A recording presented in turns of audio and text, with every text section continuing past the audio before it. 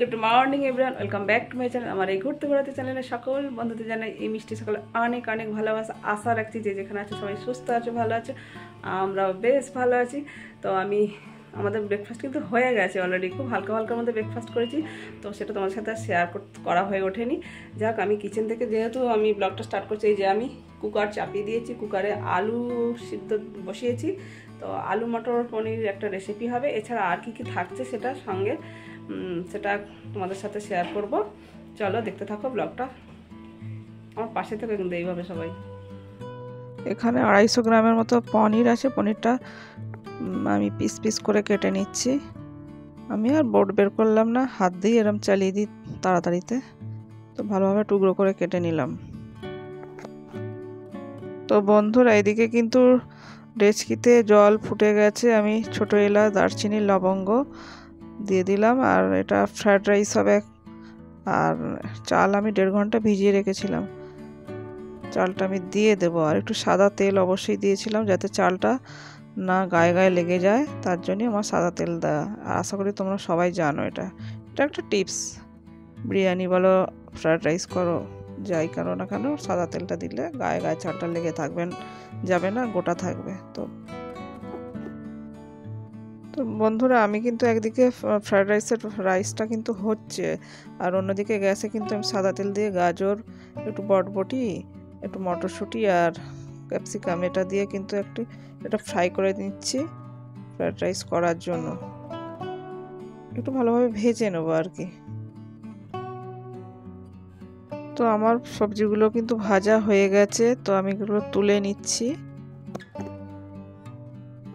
আর এদিকে কিন্তু একটু ক্যাপসিকাম আর একটু মটরশুঁটি দিয়ে কিন্তু একটু ফ্রাই করে নেব, হালকা করে ক্যাপসিকামটা ফ্রাই করব।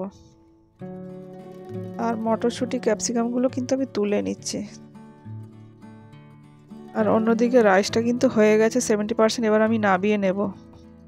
এবার কিন্তু আমি রাইসটা নাবিয়ে, আর এই যে ছাঁকনি আছে স্টিলের, এই ছাঁকনিতে আমি রাইসটা পুরো ঢেলে দিলাম। জলটা ভালোভাবে ঝরে যাবে, চারিদিকে খেলিয়ে দিলাম। আর এইদিকে তেজপাতা, দারচিনি, লবঙ্গ, এলাচ দিয়েছিলাম, এগুলো কিন্তু তুলে ফেলে দেব।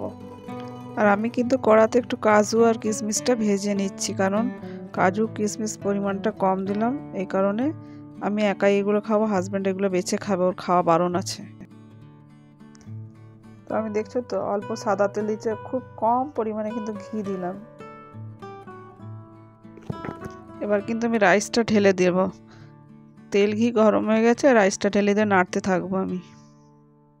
তো রাইসটা কিন্তু অলরেডি দেখছো গোটা গোটা আছে রাইসগুলো, একটাও কিন্তু চাল ভাঙিনি। তারপরে সবজিগুলো আমি দিয়ে দিলাম, ভেজিটেবিল সব ফ্রাই করে রাখাগুলো একেবারে দিয়ে আমি এগুলো কিন্তু ভালোভাবে নেড়ে নিচ্ছি সুন্দর করে। প্রত্যেকটা চাল গোটা আছে, এইভাবে কিন্তু আমি ফ্রায়েড রাইস বানাই। আর আমি কিন্তু শেষে একটু চিনি দিয়ে দিলাম, চিনি না দিলে না ভালো লাগে না, একটু বেশ মিষ্টি মিষ্টি লাগে। অল্প একটু চিনি দিলে স্বাদও বাড়ে ফ্রায়েড রাইসের, তো আমি এইভাবেই করি। আর শেষে অল্প একটু রোজ ওয়াটার দেবো, কেননা রোজ ওয়াটার দিলে ফ্লেভারটা ভীষণ ভালো আসে, তাই একদম অল্প দিয়েছি। তো দেখো বন্ধুরা, আমার কিন্তু finally mix veg fried rice কিন্তু একদম রেডি। তো বন্ধুরা, আমি কিন্তু এবার এগুলো ফ্রায়েড রাইসটাকে না আমি একটা ক্যাসরয়েলে ঢুকিয়ে রাখছি, কেননা যাতে গরম থাকে খাওয়ার সময়। রাইসটা কিন্তু আমি সম্পূর্ণ কড়াই থেকে তুলে নিলাম। ক্যাসারয়েলে আমি রাইসটা রেখে ঢাকা দিয়ে দিলাম, যাতে খাবার সময় গরম খেতে পাওয়া যায়। এবার আমি কড়াই বসিয়ে দিয়েছি, কড়াইয়ে সাদা তেল দিয়ে কিন্তু পনিরগুলো ঢেলে দিলাম। পনিরটা ভালোভাবে লাল লাল করে একটু ভেজে নেব। তো বন্ধুরা, আমার কিন্তু লাল লাল করে পনিরটা ভাজা হয়ে গেছে। এবার আমি কিন্তু একটা বাটিতে একটু উষ্ণ গরম জল দিয়ে তাতে আমি পনিরগুলো রেখে দিচ্ছি, তাতে কি হয়, পনিরগুলো বেশ সুন্দর সফট হয়। তো ফ্রেন্ডস, আমি কিন্তু কড়াই বসিয়ে দিয়েছি। এবার কড়াইয়ে কিন্তু এই যে একটু তেল দিয়ে দিলাম, গোটা জিরে ফোড়ন দিয়ে আলুটা ভেজে নেব। সিদ্ধ করা আলু কিন্তু এটা, একটু লবণ দিয়ে সিদ্ধ করে নিয়েছিলাম। আলুগুলো কিন্তু আমার বেশ ভালো করে ভাজা হয়ে গেছে, আমি আলুগুলো তুলে নিচ্ছি এবার। তো ফ্রেন্ডস, আমি কিন্তু কড়াই তেল দিয়ে দিয়েছি, আর একটা গোটা লঙ্কা দিয়ে দিলাম, একটু গোটা জিরে দিয়ে দিলাম। এবার কয়েকটা ছোট এলাচ দিয়ে দিলাম, একটু দারচিনি, একটু লং আর তেজপাতা দিয়ে একটু ভেজে নেব। দিয়ে এবার একটু আদা পেস্ট দিলাম, খুব কম তেল মশলা করবো, আদা পেস্ট দিয়ে ভালো করে কষিয়ে নিচ্ছি মশলাটাকে। তো একটু আমি কিন্তু জিরে গুঁড়ো দিয়ে দিচ্ছি, আর একটু হলুদ গুঁড়ো দিয়ে দেবো, আর একটু টমেটো কুচি দিয়ে দেবো।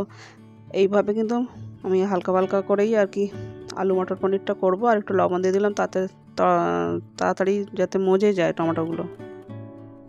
তো ফ্রেন্ডস, টমেটো তো মজে গেছে, এবার মটরশুঁটি ঢেলে দিয়ে ভালোভাবে কষে নেব। তো আলু মটর পনির হয়ে গেছে, আমি হোমমেড গরম মশলা দিয়ে এবার নামিয়ে নেব। আর শেষে একটু ধনে পাতা কুচি দিয়ে দিলাম। আর আমি কিন্তু 2 জায়গা ভাগ করে নিয়েছি এটা। আমার রান্নাবান্না হয়ে গেছে, এগুলো আমি টেবিলে ট্রান্সফার করে দিই।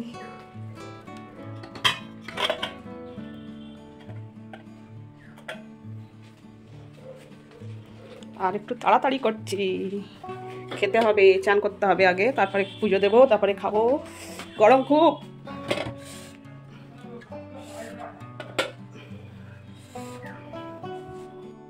বন্ধুরা, আমি কিন্তু এইভাবে রান্না শেষে গ্যাস নিট অ্যান্ড ক্লিন পরিষ্কার করে রাখি এবং কাউন্টার টপটাও একদম পরিষ্কার করে রাখি, কারণ সারাদিনের মতো আমার রান্না বান্না শেষ, এবার সন্ধ্যাবেলা যা হয় দেখা যাবে। তো চলো দেখতে থাকো। গ্যাস লাইটার থেকে আরম্ভ করে গ্যাসের নিচে টিচে সব সুন্দর করে কিন্তু মুছে নিলাম, সারাদিনের মতো, রাত্রে যা হবে দেখা যাবে। তো চলো, একেবারে কিচেন আমার সাফ সুতরা পরিষ্কার হয়ে গেল। তো ফ্রেন্ডস, আমাদের লাঞ্চে থাকছে এই যে fried rice, veg fried rice যদিও, আর আলু মটর পনির, এটাই শুধু, আর স্যালাড। তো ফ্রেন্ডস, আমরা কিন্তু ফাইনালি খেতে বসে গেছি, যেটা লাঞ্চের মেনু। তো আজকের লাঞ্চের মেনু অ্যাকচুয়ালি এটা স্যাটারডে। তো আমরা হাজব্যান্ড আছে, আমি আছি, দুজনই আছি আমরা। তো ভাবলাম স্যাটারডে তো আমাদের এমনিতে নিরামিষ খায়, প্রত্যেকটা স্যাটারডে আমরা নিরামিষ খাই।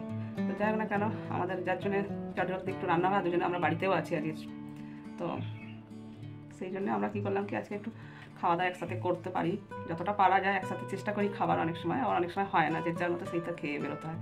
যাক, প্রত্যেকের জীবনযাত্রা এক তো হয় না। তো আজকে আমাদের লাঞ্চ মেনুতে আছে এই যে দুজনারই সেম ফ্রায়েড রাইস, খুব কম তেলে আর অল্প সামান্য ঘি দিয়েছি, আর যে আলু মটর পনির, আর এখানে স্যালাড আছে, আর এটা নিরামিষ একদম। আর আমি কেন বলো তো বেগুন ভাজা করি, আমি বেগুনিটা করি। মানে আমাদের স্যাটারডে হলে কী হয়, পোলাও, ফ্রায়েড রাইস এগুলি বেশি সাধারণত হয়ে থাকে। কী বলো তো, তাড়াতাড়ি রান্নাটা হয়, আর নিরামিষের দিনে এগুলো হলে আর অন্য কিছু লাগে না। আর বেগুনিটা হলে কী হয়, আমাদের খেতে ভালো লাগে। অ্যাকচুয়ালি ফ্রায়েড রাইসে একটু বেগুনি না হলে মানায় না। তো কী করবো, এখন তোমার দাদা ভাই না বেগুনিটা দিচ্ছি না, কারণ ওর একটু বুঝে সুঝে খাবার দিতে হয়। সবই খাবে, কিন্তু আমি একটু বুঝে সুঝে দিচ্ছি। এইভাবে যতটা আমি পাচ্ছি চেষ্টা করছি কন্ট্রোল করার খাওয়া দাওয়াটা। সবই খাবে, তার মধ্যে একটু সামঞ্জস্য বজায় রেখে, যার জন্য নাহলে কিন্তু আমাদের বেগুনি মাস্ট। ফ্রাইড রাইস, পোলাও হলে আমাদের বেগুনটা রাখি। তো আজকে কিন্তু তোমাদের বাইরে ওয়েদারটা দেখিয়ে দিচ্ছি, খুব মেঘলা, দেখছো কুয়াশা, খুব মেঘলা। আর আমাদের এই সময় লোডশেডিং, আমিও রান্না করেছি জানো তো, কিছুটা রান্না করার পরই লোডশেডিং হয়ে গেছে আজকে। তো অন্ধকারে কি আর ভিডিও বানাবো, বুঝতেই তো পারছো, যতটুকু তোমাদের দেখা। দেখছো পুরানো ঘোলা, চারিদিকে দেখো আমার এই জানালার সামনে পুরো অন্ধকার, একদম অন্ধকার হয়ে আছে। তোমার ডাইনিং স্পেসের জানালাটা সামনে পড়ে বলেই না আমি তোমাদের একটু দেখাতে পাচ্ছি, এতটাই অন্ধকার। লোডশেডিং অনেক ঘন্টা হয়ে গেল, কারণ জানি না আমাদের এখানে সাধারণত একদমই লোডশেডিং হয় না।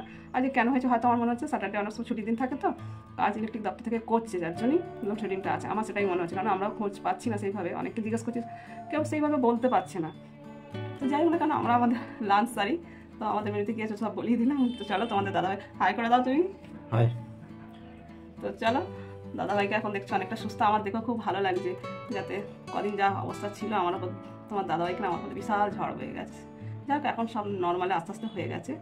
আমাদের লাঞ্চ স্টার্ট করছি, চলো। আর দুজনের খাবার কিন্তু সেম, কোনো আলাদা কিছু নেই। ওর জন্য আমি অনেক কিছু খাচ্ছি না, জানো তো, কী করবো। যতক্ষণ বাড়িতে থাকি চেষ্টা করি একসাথে যতটুকু খাওয়া যায়, আর কি করবো, একটু তো করতেই হবে। এইভাবে চলো খাওয়া দাওয়া স্টার্ট করি। আর হালকা পাতলার মধ্যে এটা তো রান্না, বুঝতেই পারছো, খাওয়া দাওয়ার কিছু করার নেই। ও খেলে তবে আমি খাই একসাথে অ্যাকচুয়ালি, জানো তো।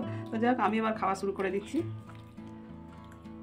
আর নিরামিষ খাবার আমার কিন্তু ভালো লাগে, সপ্তাহে না একটা দিন আমি নিরামিষ খাবার খাই, তো আমাদের বেশ ভালো লাগে, জানো। বিশেষ করে ওর তো ভালো লাগে, আমরা না প্রায় 22-23 বছর তো নিরামিষ খাচ্ছি। আর আমার কি বলো তো, বাড়িতে থাকি যতক্ষণ ততক্ষণ নিরামিষ খাই, বাইরে গেলে না আমার খুব খাওয়ার অসুবিধা। আমারই বলো, তোমার দাদা ভাইরা খুব খাওয়ার সমস্যা হয়। যতটা পারি বা বিচার করে চেষ্টা করি নিরামিষটাকে খাওয়ার, শনিবারটা বিশেষ করে। আমার ছেলে বাঁচে না কিছু, যতক্ষণ আমার বাড়িতে এখানে আসে তখন একটু খায়, বাকিটাও বাঁচে না কিছু। যে চেপে বলি কি সপ্তাহে একটা দিন নিরামিষ খাওয়া স্বাস্থ্যের পক্ষে ভালো, কিন্তু আমরা খাই আমাদের মন হয়েছে তাই খাই অনেকগুলো বছর ধরে, কিন্তু ও একদমই খাবে না। চলো আমি আমার খাওয়া দাওয়া স্টার্ট করছি, তোমাদের সাথে বক বক বক বক করেই গেলাম। যাক বন্ধুরা, এইভাবে আমার পাশে থাকুন। এমন হয়েছে বলে দাও, খুব ভালো। আমার সব কিছুতেই ভালো, কোনোটা তো বলে না যে আমার খারাপ হয়েছে। যতটা চেষ্টা করি আমি রান্নাবান্না একটু তাড়াতাড়ি তো হলো না, ভালো করার চেষ্টা করি, কিন্তু না ওর একটা গুণ কী বলো তো, খারাপ হলেও কখনো বলে না খারাপ হয়েছে, বা কখনো লবণ কম হলো বা বেশি হলো বলে না লবণ, হ্যাঁ লবণ বেশি হলো বলে, আসছে লবণ কম হলে বলবে না, লবণ বেশি হলে বলবে, ওই একটা বলে, আমার পিছনে লেগে থাকে ওটা।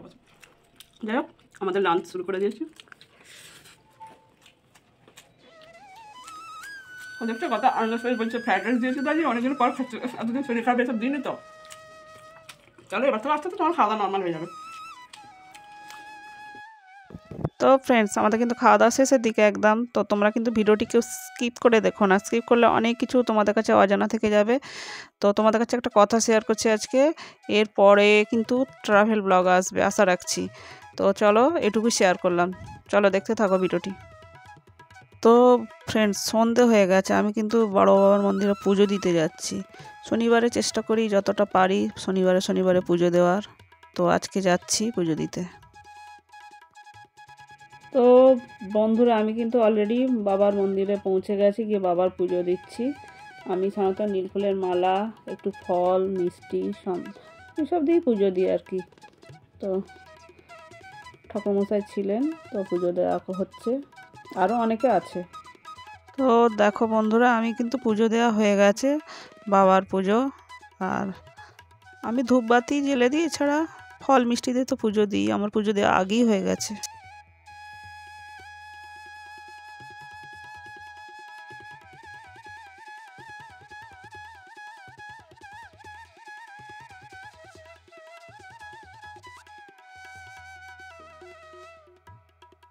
তো গাইস, আমার কিন্তু পুজো দেওয়া অলরেডি হয়ে গেছে, আমি এবার বাড়ি ফিরবো। তো চলো তোমাদের বাবাকে দর্শন করিয়ে দিলাম, তোমরা বাবাকে দর্শন করে নাও। বাবা যেন সকলকে কৃপা করে, সকল বিপদ থেকে রক্ষা করে।